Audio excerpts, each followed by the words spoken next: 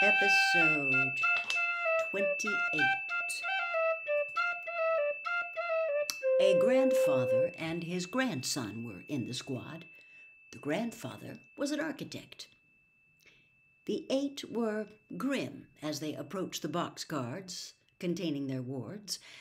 They knew what sick and foolish soldiers they themselves appeared to be. One of them actually had an artificial leg and carried not only a loaded rifle, but a cane.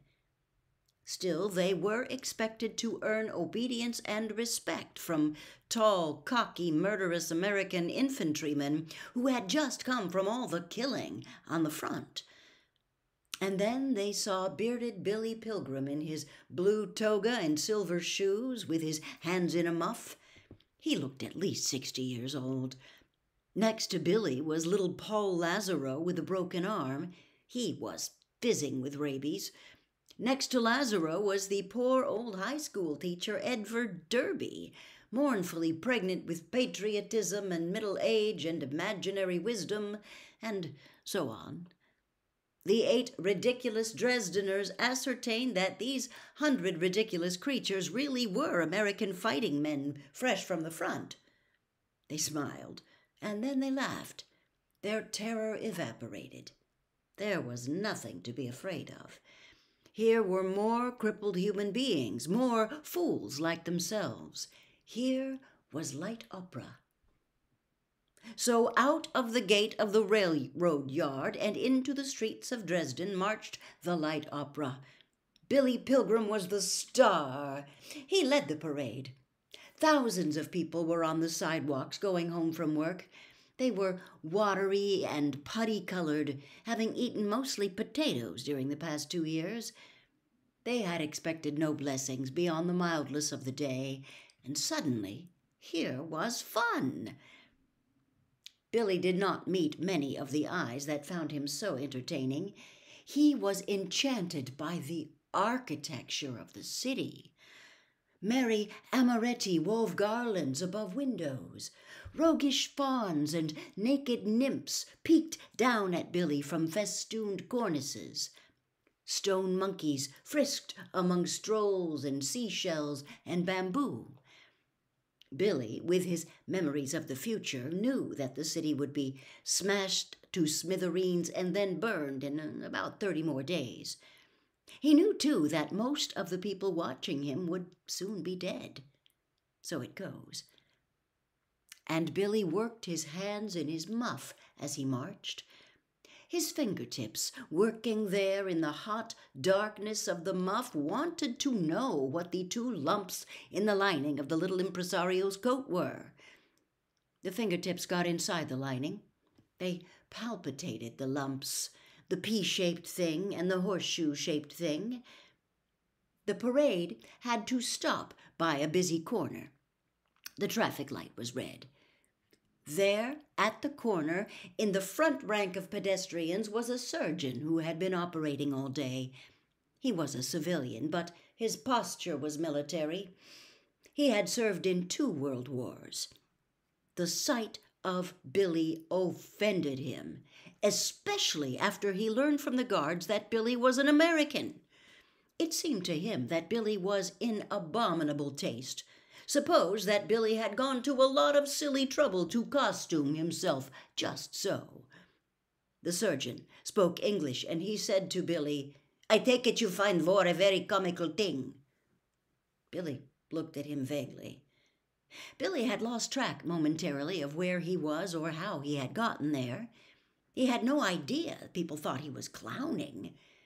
It was fate, of course, which had costumed him.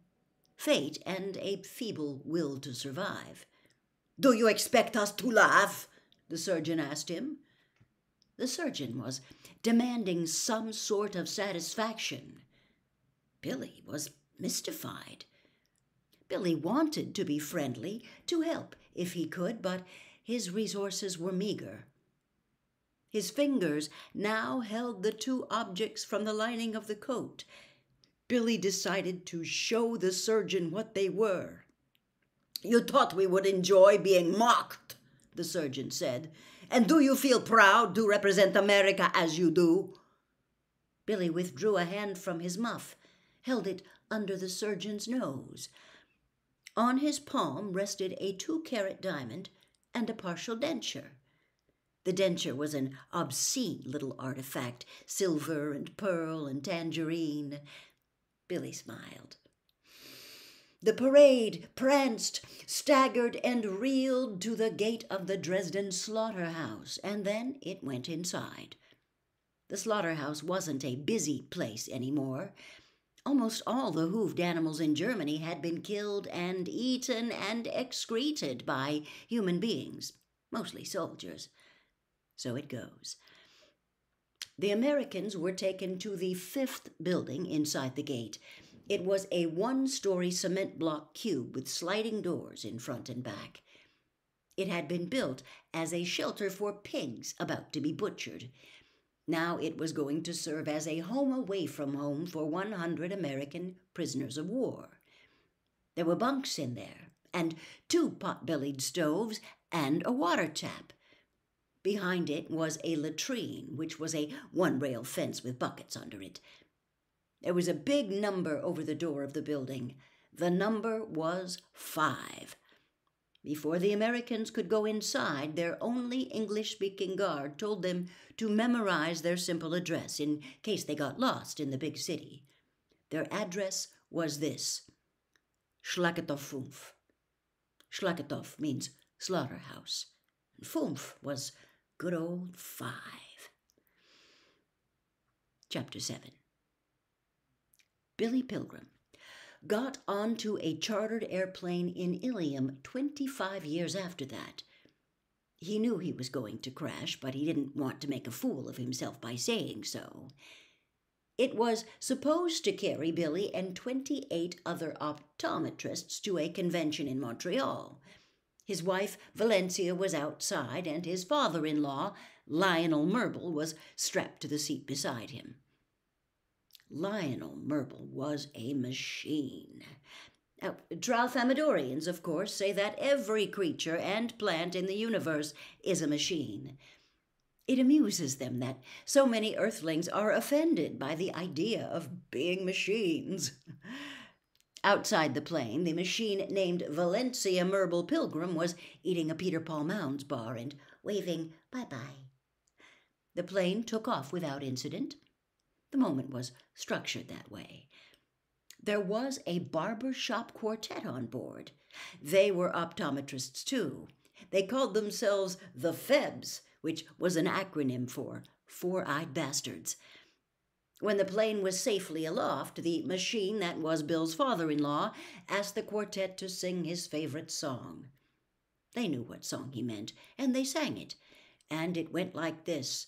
In my prison cell I sit, with my breeches full of shit, and my balls are bouncing gently on the floor, and I see the bloody snag where she bit me in the bag. Oh, I'll never fuck a Pollock anymore.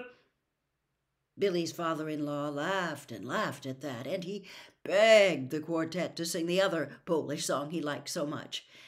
So they sang a song from the Pennsylvania coal mines that began, Me and Mike, we work in mine. Holy shit, we have good time. Once a week we get our pay. Holy shit, no work next day. Speaking of people from Poland, Billy Pilgrim accidentally saw a Pole hanged in public about 3 days after Billy got to Dresden. Billy just happened to be walking to work with some others shortly after sunrise, and they came to a gallows and a small crowd in front of a soccer stadium. The Pole was a farm laborer who was being hanged for having had sexual intercourse with a German woman. So it goes. Billy, knowing the plane was going to crash pretty soon, closed his eyes, traveled in time back to 1944. He was back in the forest in Luxembourg again, with the 3 musketeers. Roland Weary was shaking him, bonking his head against a tree. You guys go on without me, said Billy Pilgrim.